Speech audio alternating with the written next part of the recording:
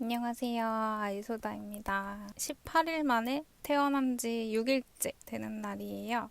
지금은 집에서 열심히 회복을 하고 있습니다.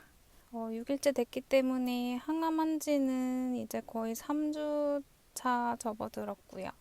지난번에는 제가 항암 치료하면서 병원에 입원했었던 브이로그를 영상으로 올렸었는데요.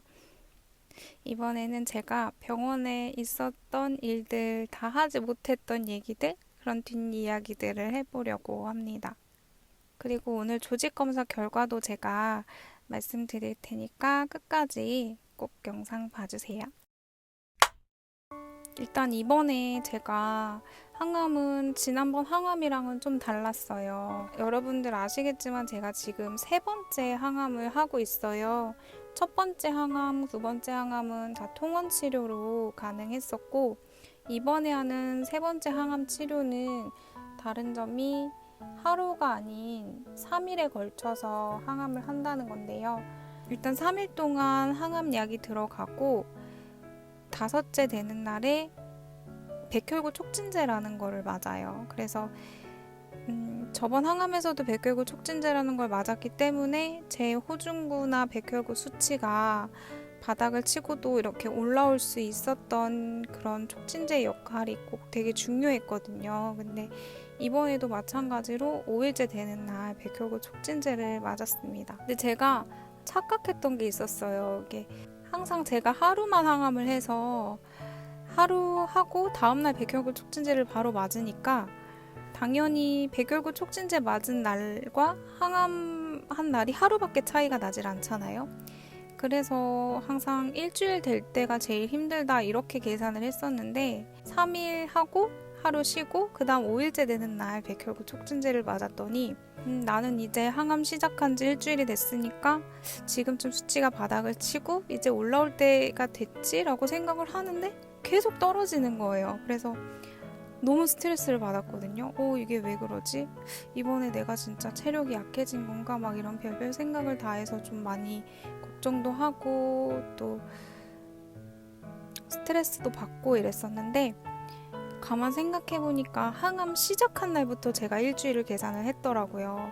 이게 항암 끝나고 촉진제 맞은 날부터 계산을 해서 수치를 계산을 했어야 되는데 그래서 결론은 백혈구 촉진제를 맞은 날로부터 일주일째가 제일 바닥을 치고 점점 올라온다 이겁니다. 이거는 변함이 없는 것 같아요.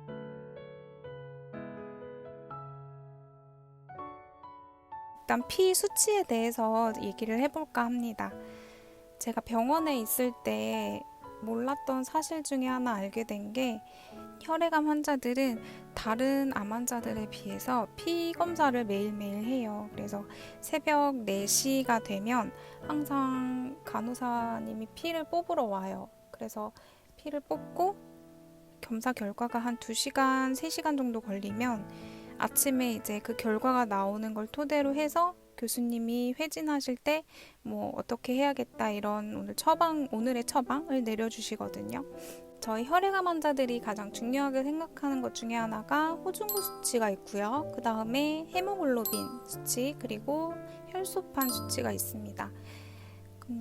일단 제가 입원할 때는 당연히 거의 정상 범위에서 입원을 시작했고 그랬기 때문에 항암 치료를 시작했던 거고 항암 치료 시작하면서 일주일 될 때가 가장 모든 수치들이 낮아지고 위험하고 그래서 감염도 잘 걸릴 수 있기 때문에 굉장히 조심해야 돼요.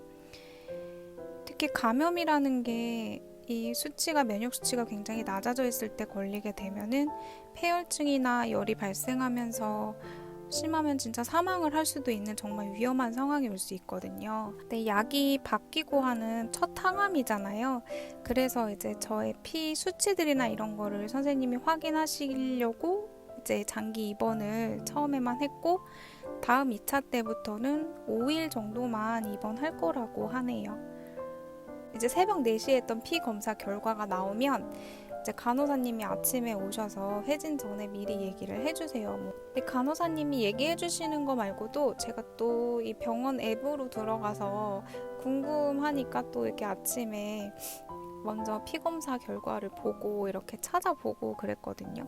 병원에서는 심심하고 할 게 없으니까 병원 앱 들어가서 아침부터 이렇게 제 수치가 몇인지 막 이런 거 보고 그랬던 것 같아요. 저희 혈액암 환자들은 호중구 수치가 항암하고 일주일이 될 때 가장 바닥을 쳐요.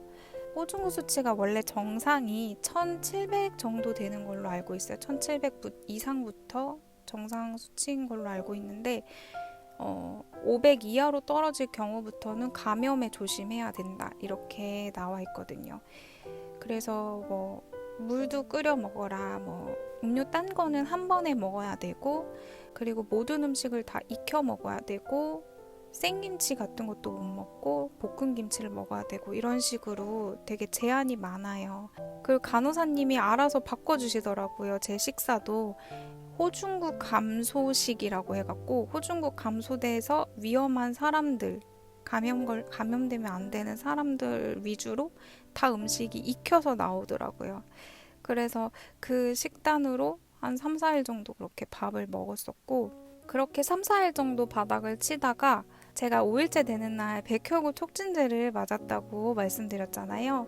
촉진제를 맞고 저는 8일 정도부터 효과가 이렇게 점점점 시작이 되더라고요. 근데 그 효과를 정말 몸소 체험을 했던 게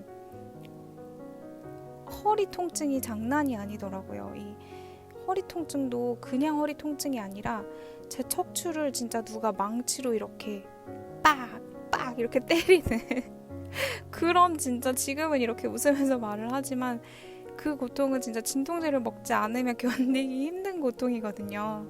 그래서 저는 그 고통이 사실은 항암 부작용으로 처음에 잘못 알고 있었는데, 같은 방 쓰시는 혈액암 환자분이 계셔서 여쭤보니까 그분이 말씀을 해주셨어요. 그거는 항암 통증이 아니라 호중구가 올라가기 위해서 몸에서 이렇게 뼈를 이렇게 때리는 그런 통증을 이렇게 나타낸다고 하더라고요. 그래서 어떻게 보면은 저한테는 되게 반가운 통증이기도 했어요. 왜냐면 이제는 이 통증으로 인해서 내가 내 몸이 또 이렇게 회복하려고 이렇게 열심히 노력하는구나, 이렇게 체력이 되는구나, 이런 생각을 하니까 한편으로는 또 위로가 되더라고요. 그래서 또 그런 통증 때문에 또 열심히 또 더 밥을 먹고 더 제 몸을 위해서 이렇게 좀 보강하려고 애썼던 것 같아요. 두 번째로 말씀드릴 거는 헤모글로빈 수치인데요. 제 헤모글로빈 수치가 제가 예전에 항암하면서 이렇게 통원으로 다닐 때는 제일 낮았을 때 수치가 7.9 정도 됐던 것 같아요. 그런데 이게 딱 몇 이하면 수혈을 해야 된다 이렇게 정해져 있는 건 아니지만 보통은 7 이하일 경우에는 수혈이 필요하고 좀 위험하다라고 이렇게 통상적으로 말씀을 하시더라고요. 그런데 제가 이번에 헤모글로빈 수치가 6.5까지 내려가서 수혈을 했던 거였거든요. 그래서 첫날은 수혈로 인해서 조금 부작용도 있고 힘들었지만 두 번째 날에 수혈 2팩을 더 맞고는 9점 몇까지 수치가 올라갔어요. 마지막 세 번째는 혈소판 수치인데요. 혈소판 수치 같은 경우는 제가 태어나면서도 정상 범위 밑으로 있는 상태에서 퇴원을 했어요. 이 혈소판은 제가 수혈을 했음에도 불구하고 올랐다가 떨어지고 자꾸 이러더라고요. 그래서 병원에서도 간호사님께서 그래서 아침부터 항상 하시는 말씀이 오늘은 어디 부딪히지 마세요. 넘어지지 마세요. 절대 어디 다치지 마세요. 이런 말씀을 항상 꼭 해주세요. 그럼 혈소판 수치가 거의 정상 범위의 10분의 1밖에 안 되더라고요. 그러니까 피가 안 멎는 거죠. 상처가 나게 되면. 근데 이게 굉장히 중요한 것 같아요. 제가 퇴원하고도 혈소판 수치에 대한 중요성을 정말 느낀 게 뭐냐면, 일단 제가 이번에 항암 시작하기 하루 전날 조직 검사를 했잖아요.